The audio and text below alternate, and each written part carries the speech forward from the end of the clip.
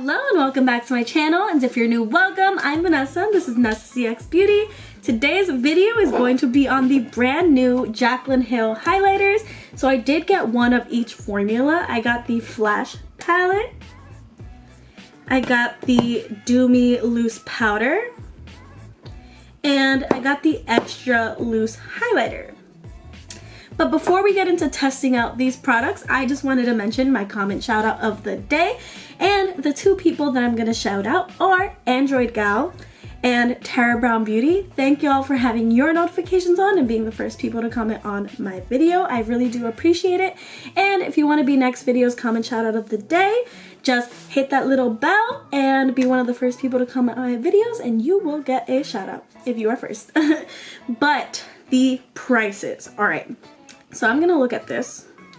This Accent Light highlighter palette was $49. Oh, that's expensive. Kind of looks like the Becca Malika packaging. Don't know, they were both made in Italy, so maybe there's a comparison there. Maybe they use the same manufacturer. But I also got the Mood Light Luminous powder, and this was $32. And then the Beaming Light Loose powder in extra, which was $24. In total, my order was $105. So 3 things for $105. That's a pretty penny. So we're gonna check out if this actually is worth that price. And if you wanna see that, just continue watching. Okay, so I really didn't think through how I would go through with the video, but it passed my mind to just blend out my concealer because I am going to be using the big powder as a setting powder. This is the shade Do Me, and I'm going to use that under my eyes. Right now I'm tearing up, so my concealer is like not conforming, but I did use the CoverGirl True Blend concealer in Buff Beige.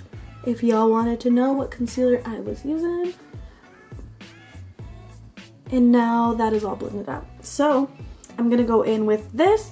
One con that I can already say is that getting product out of the sifter is not easy. In order to get product out, I have to close the entire component, pat it on the back, and then, you know, powder comes out. But it's hard to control in terms of just going like this, because nothing comes out. That's the only con I have so far. But we're gonna put this under our eyes, and I'm using the Real Techniques contour brush to set. So what I've noticed about this setting powder, or whatever you want to call it, she said that you could set your face with it, or you can mix it with another setting powder. So I'm just gonna use it solo dolo, and my rhymes are horrible, I'm sorry. But I really want to see the true potential and the blurring, because when I did put it on this morning, it looked like it was a little more iridescent, but also gave a blurred skin-like finish to my skin, and I really did like it. So I'm gonna use it to set my entire face.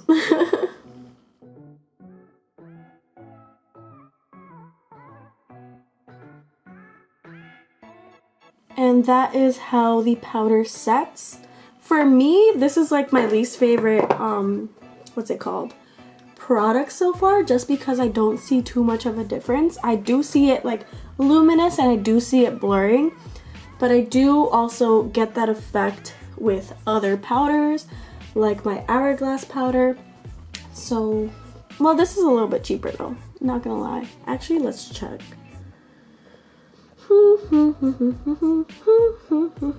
Oh, it's $32. It is cheaper than the Hourglass one, but I'm not sure how it would hold up compared to the Hourglass one, but it does give the same effect of that one. And in terms of how it feels exactly like the Hourglass one. And I know I've said that about a few powders, but this one is like the exact texture. And now BRB, I'm gonna finish up the rest of my face minus highlighter so we can try the palette and the loose highlighter. So we're back, and you know, I don't think I give this powder enough credit, because now looking in my monitor, it looks like I have like a luminous finish, and it's not matte. I look awesome in my mirror. Like, I think I just needed to let it set in and put the rest of my makeup on, but it looks really pretty right now.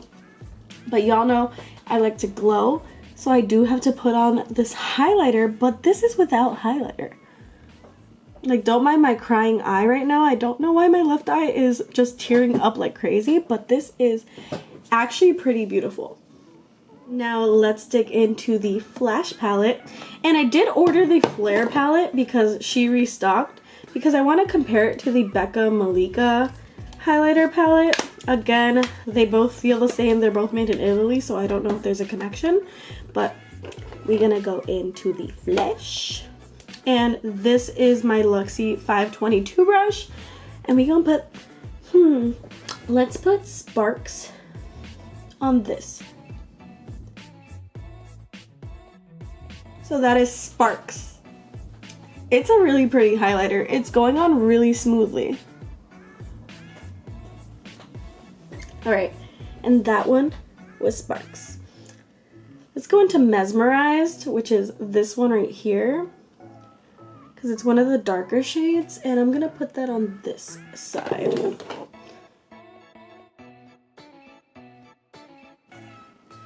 Kind of looks like Champagne Pop. It has like a little bit of like a peach tone.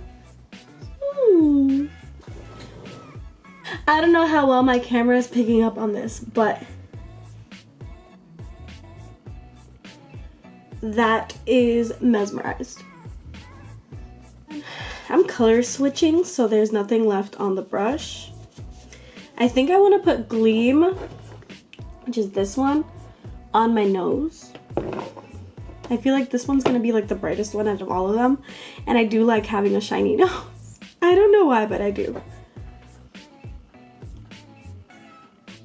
And that is Gleam.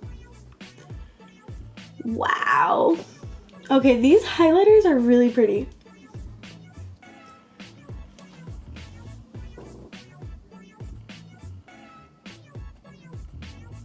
And then lastly, I'm gonna put Iced right up top on my forehead. Wow. All right, now we are glowing.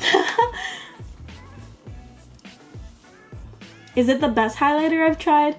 No, but it's new, it's beaming, and it's right up my alley, so I definitely really enjoy this.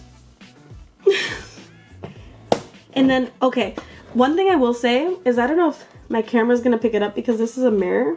There's a lot of pickup already on the palette, and I'm wondering if this packaging is gonna turn like this packaging, because this one got really dirty, and it's not even showing on my camera, but it got really dirty, and I'm wondering if the same stains are gonna happen on this palette, because they both, you know, have the same type of plastic.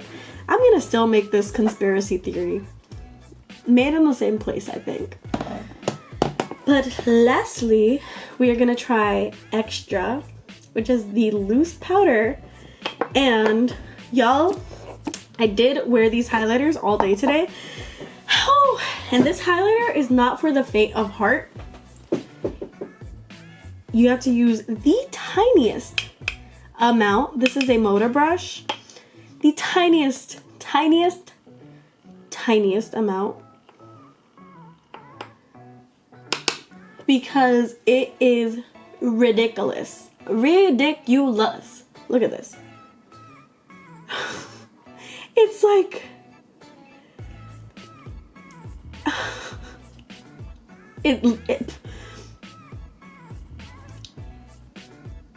This is crazy. Like, that just took this highlighter to a crazy ass level. Look at this side compared to this side. It kind of, okay, it's kind of to the point where it's gonna look bad. And that's with me, you know, taking product off of the brush. So with this one, it's really easy to go hard-handed with it. And I think that's a downfall of it, but it's also super luminous and it gives off the craziest shine. So if you do want to stand out, this is the way to do it. This highlighter is the way to do it. Ridiculous. I would say this is like borderline going into the fields of being a little bit too light for me as well. So if you are darker than me, I don't know how well this one's gonna look on you, but it does look like it's going on the lighter side for me. Like it's not the best match. Like I could have gone with a darker shade, but there it is. I have all 3 highlighters on my face, so let me go set it.